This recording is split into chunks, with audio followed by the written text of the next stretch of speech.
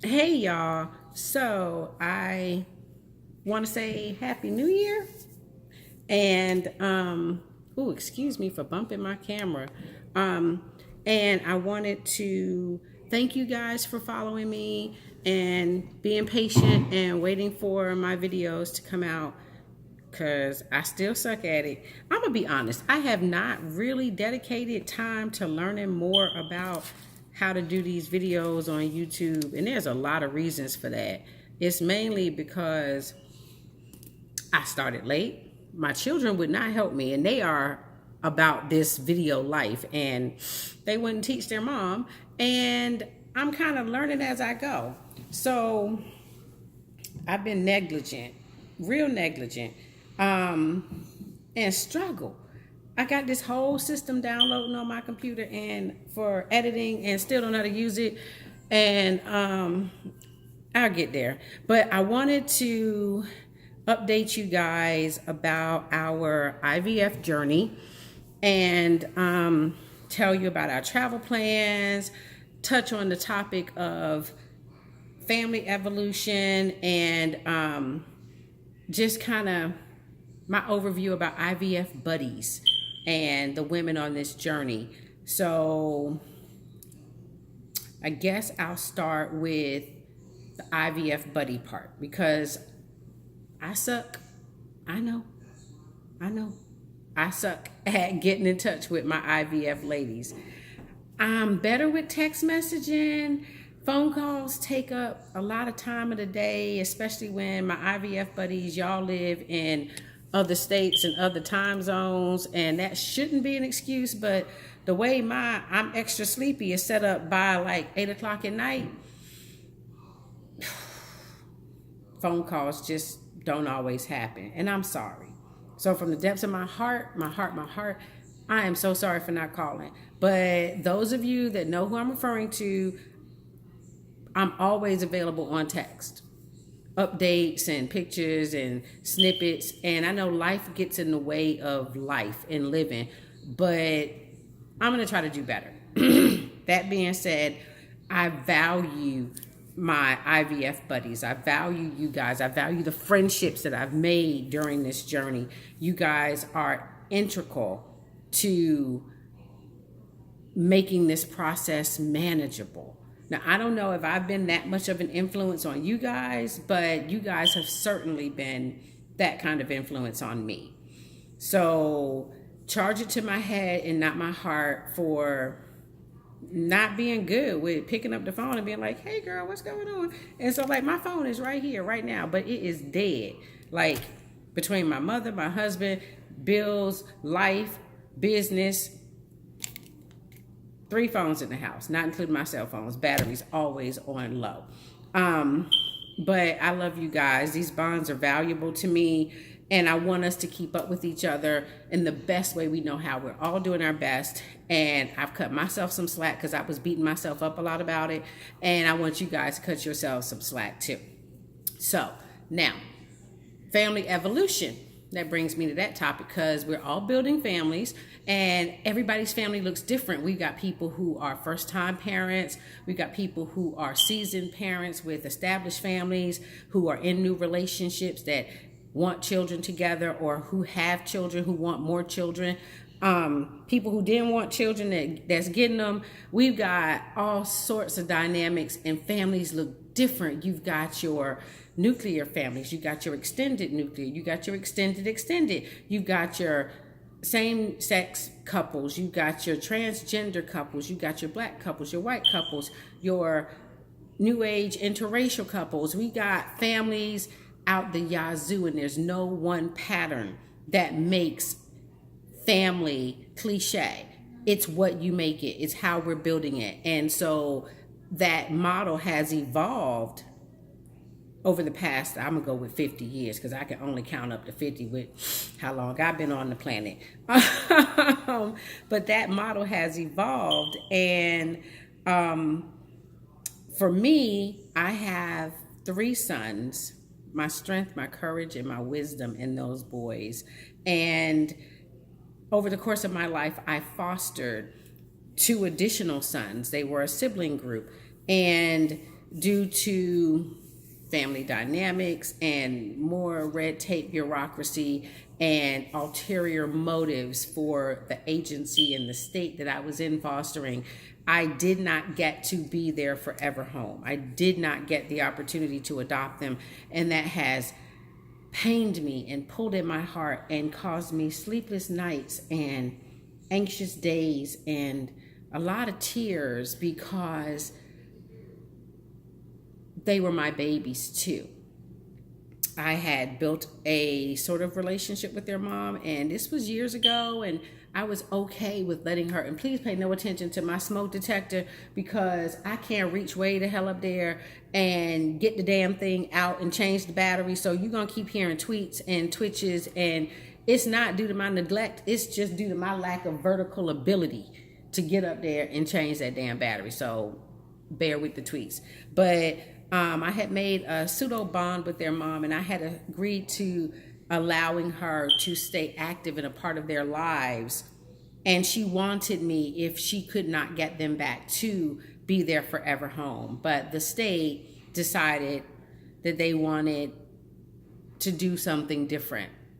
It came to my attention after they were placed in another home after a couple years that they had promised the adoption of my youngest foster son, the younger two of the siblings. They had promised him for adoption to some gentlemen that had been wanting to adopt, who did not look like me or my babies, because they were my babies. And so that being said, this whole journey has made me come face to face with some history and some realities and some empty spaces, and grapple with loss on so many levels. And losing the ability to adopt them was a significant loss. It was a loss for my children. It was a loss for me. And it affected me like any parent who loses children. I mourned them and I cried for them, and it disrupted my lives and my children's lives on scales I can't even imagine. And that's with the training you go through for fostering.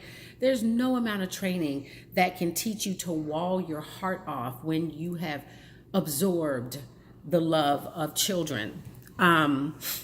So all that to say, after I was not going to be allowed to adopt them, it set my life on a different path, and I moved and relocated, and I was not able to continue interactions with them. And it has caused me a great amount of pain over the years. I subsequently have found one of them on Facebook, and I'm a little anxious about reaching out to him. He is well past adulthood now, because all of them were clustered together in the age groups of my biological children.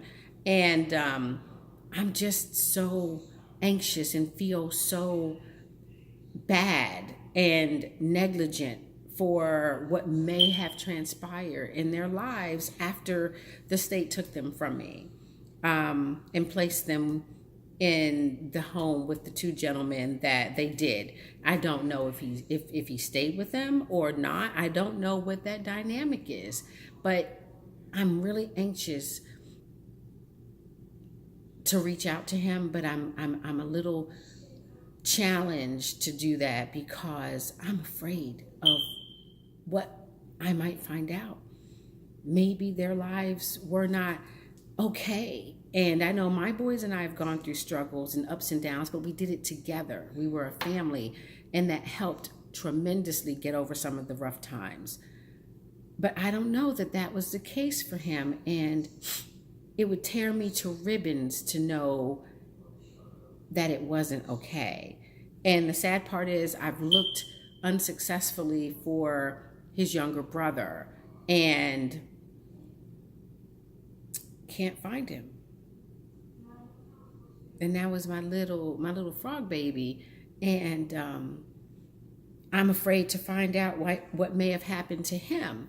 I can only hope that overall he's okay, but this whole journey has made me think, as a mom, we never stop worrying about our children. We never stop mourning our children, the rainbow babies and our present day babies and our future babies. We never stop worrying after them, worrying for them, longing for them, present or future. And that's the same with everyone going through the journey of building a family or evolving a family. And there's no roadmap to success. And that's what makes this crazy, zany journey we're on so worth it, because it's like the prize in the bottom of the Cracker Jack box or in the bottom of the old school cereal boxes. You know it's in there. You know you're going to get it. Unless you got to fight your little brother or sister to try to get it. But you know it's in there and you're going to get it, and you just want to dump the whole box out just to get the prize, or dig your hand down in there and get it all dirty and messy and pull it out. Or maybe you're patient and you just pour the cereal in a bowl by bowl, day by day, and eventually, plop, you get a surprise in your bowl. No matter how we get the prize, we're all striving for the prize of family, whether that is blended fostering or blended step parent, fostering to adopt, biological, taking in a relative's child and giving that child a safe and harmonious environment to the best of your ability, embryo adoptions, whatever that looks like to make our families work. That is important. And I wanted to touch on that a little bit, because that's kind of what I've been going through over the past, I say 2 months since Christmas. I've been really worked up about finding my boys. And sometimes I don't think my husband gets it, because he doesn't have children, number one, and because he's never met these children, number two.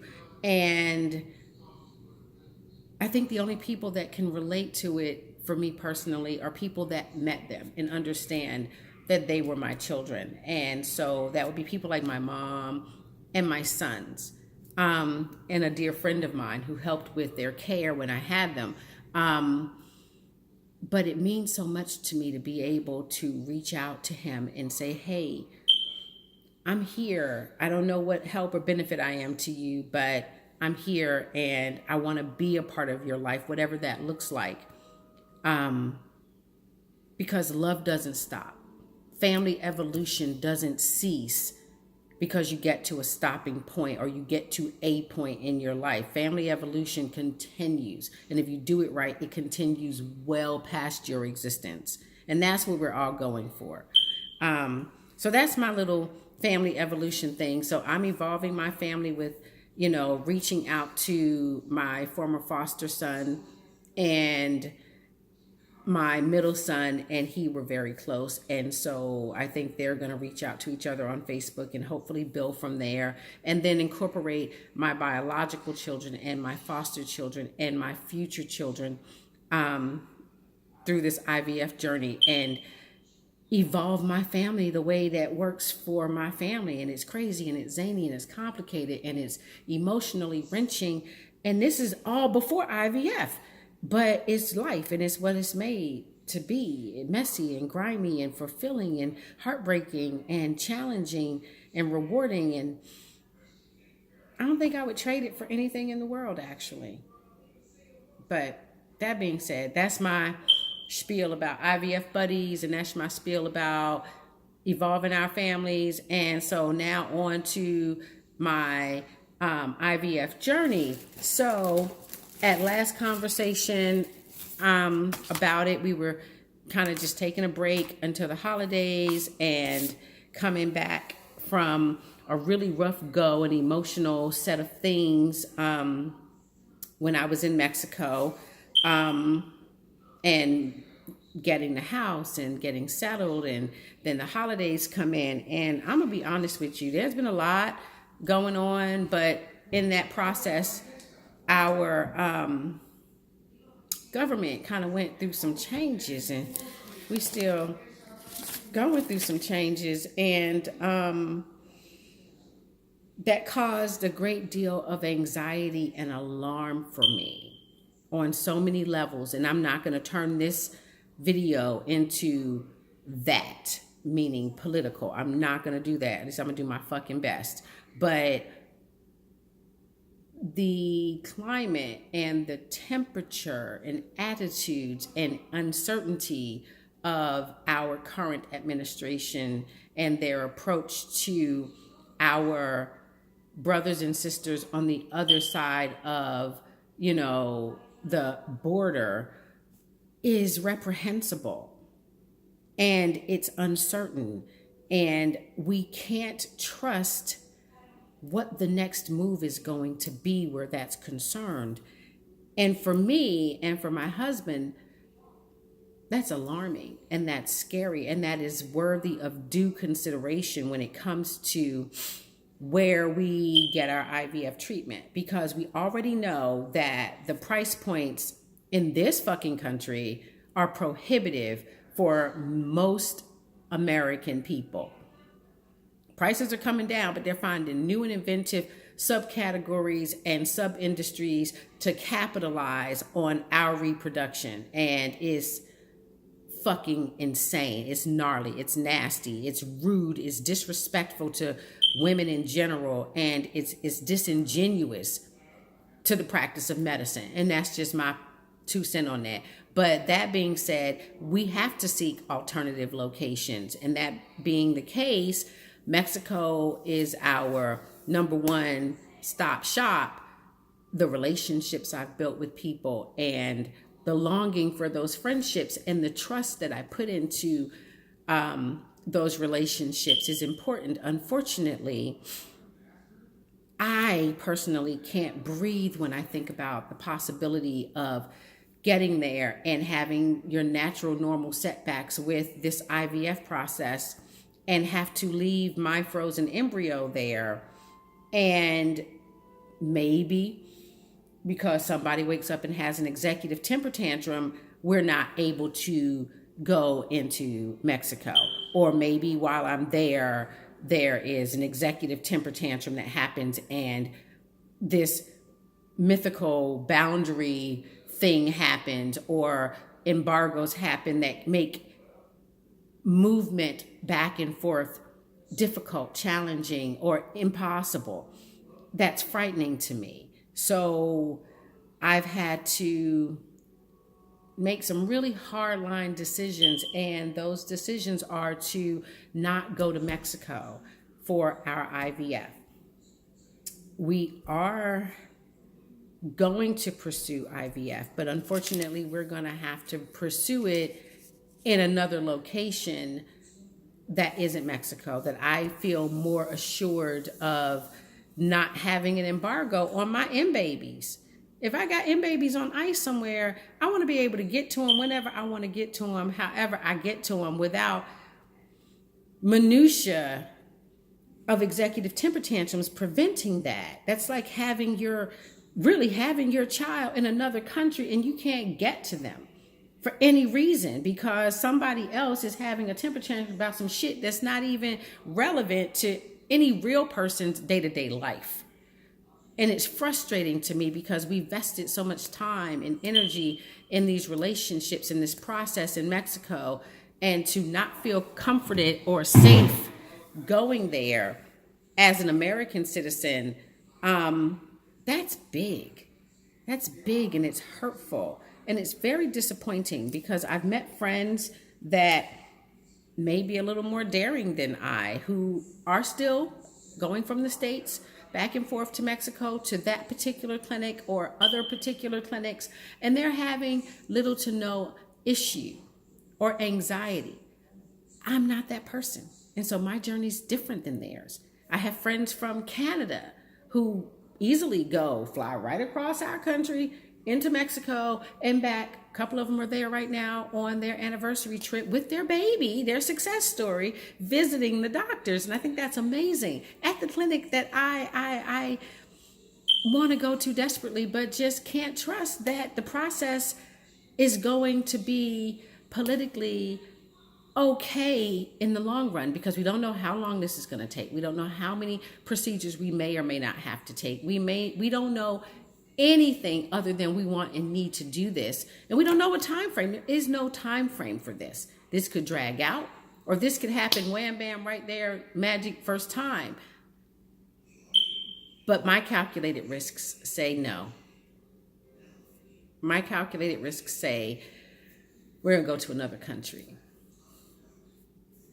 Unfortunately, where the current administration doesn't have issue with the aesthetic of the nationals from that country. And so that being the case, I'm pretty comfortable, more than comfortable, with the decision we've made. I'm pretty comfortable, more than comfortable with the process of the journey. Definitely more comfortable with the price points, airfare, accommodations, transport, food, and all wind up to be less than what we were going to spend in Mexico. Also, I've had friends who have gone to this country, who live here in the States, in New Jersey and in Texas, who have referred me to their clinicians and doctors. And yeah, I'm pretty comfortable with that. So we are leaving on March 11th, which is about 2.5 weeks. And I'm starting to get the feels and excited about it. I was anxious and excited when we went to Mexico, but this is a different kind of excitement. This is a, abso-fucking-lutely yeah kind of excitement. I don't have any technical medical stuff to tell you guys because we're doing it all in country. The only thing I have to tell you is, medically speaking, all I'm doing is syncing my cycles right now with these birth control pills. Yes, back on the pills.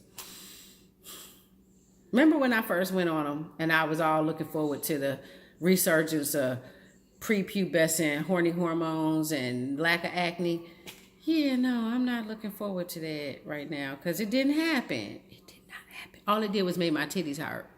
So that was 1 pack at a time, 28-day cycles, yada, yada. This is like the Transformer or RoboCop of pills right here. This is like 1, 2, 3 packs of pills in one handy dandy nifty little thingy. I don't even know if this is supposed to come out. Is this supposed to even come out? This is me opening this for y'all for the first time. Okay, this is my prescription thing. What is this? Okay, so I got one more refill. Anyway, but I don't even need one more refill. This is 3 months worth of pills right here. 1, 2, 3. It reminds me of a switchblade, actually. But, yep, so these are my birth control pills, which I start on this coming Sunday. And they're syncing my schedule, syncing my cycle to be ready for everything they need to do when I get there. And I'm not even sure right now exactly what they're going to do when I get there. And it's not because they haven't told me. It's because I'm not going to stress myself out worrying about the things there that I can't manage while I'm here. I'm just going to do what they tell me for here, which is take the damn pills. And then when I get there, they'll start all of my other processes and medications. And I didn't even ask them for a protocol because it's not relevant until I arrive. It's not relevant until we touch ground over there. We'll be traveling for a day or so. So 12, I think we'll get there about the 13th. Not sure, but it's not relevant until we get there. Just not relevant. So I'm not going to stress about it. I start my treatments as soon as we touch down. Like we get there at 10 in the morning on the 13th, and I will be at the doctor's office by noon-ish, 1 maybe. And then I'll know my protocol, and then I'll know what the process is, and then I'll know how long I'll be in country. Right now, hubby's going to be there for 2 weeks with me, and then he's got to come back and do the hubby house home thing. And I will be there for either an additional 2 to 3 weeks, or I'll be there for an additional month and a half, depending on what my protocol calls for, if they have any more issues going on with me reproductively, cysts, fibroids, Martians growing there. I don't know. And they have to address that or whatever. We're going to sit down and have a conversation about a stem cell regeneration program they do and see if that's something we're suited for. I just kind of found that in searching, and it's doing some miraculous things for women in my space and time with life. It may be a thing, it may not, but I won't know any of my protocol stuff until I get there. Let's see what else. So when I do get there, I am taking my video camera, and I got this nifty, I wish you could see it, but I got this nifty mini tripod with a ring light and yada yada, and I'll be taking my laptop, and I'm going to try my happy ass best to do better there than I did in Mexico with the videoing. And I think I'll do better at least the first 2 weeks because he'll be with me and I won't have that by myself anxiety going on, but I'm going to do better. And then I'll take you on our little tours and let you see our facilities if they let me film. I've been told a lot of these facilities don't really want you filming certain aspects, but we'll see. So that's pretty much it. I just wanted to give you guys a real good dose of video. So it's like 25, 27 minutes long, but I wanted to give you guys a real good dose of video so that you wouldn't think that I just fell off the edge of the earth, and to let you know that I love my IVF buddies and my girlfriends and my sisters in Journey that I've met, that our family dynamics and evolutions are our own to mold and shape in our own image, women, in our own image. And that our travel plans have changed due to stresses in the current temper tantrum, Cheeto infested administration that we now live in right now. So that had to change our travel and our journey plans. But one monkey don't stop a show. But wait a minute, maybe a few elephants shut down Ringling Brothers, but we're not going to think about that right now. We're going to think about the fact that I'm super excited, and I'll try to get one more video in before we travel. But from my heart to yours, I love you. Embrace your IVF buddies. Mold your evolutionary families in your own image. And if you have to travel, do what feels right. Squeeze in your travel and your vacation and your medical and your life's expectations anywhere you go, and reach out and meet people and make it an entire process, make it an entire experience, because that's what I've noticed gets me through. Building experiences and making relationships work from across the world, across the pond, across the street, because that's what carries us when things get rough and the burden gets heavy. So I just wanted to touch bases with you guys about it and let you guys know I love you. And yeah, that's about it. So from my heart to yours, I love you, love you, love you. I'll see you later. Bye.